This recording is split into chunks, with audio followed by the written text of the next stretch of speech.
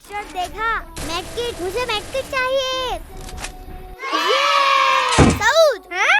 भाई क्या कर रहे हो आप? भाई मैं थोड़ा गेम। क्या वक्त हो रहा है? ये कोई गेम खेलने का वक्त है? तो इसलिए आप सुबह नहीं उठ रहे हो? क्या आपने अब्बू से इजाजत ली है उनका फोन यूज करने की? नहीं भाई, मैं बस थोड़ी देर खेल रहा था। अब्बू को जब पता चलेगा तो फिर?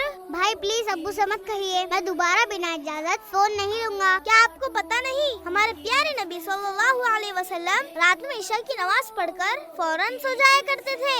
आपके थोड़े से मजे के लिए आपका कितना नुकसान हो रहा है। पहले ज्यादा जागने से आपकी सेहत पर असर होगा और फिर सुबह जल्दी ना उठने से आपकी फजर की नमाज नहीं होगी और तो और आप स्कूल के लिए भी लेट हो जाओगे। पूरा एपिसोड देखिए किड्स मैसेज पर।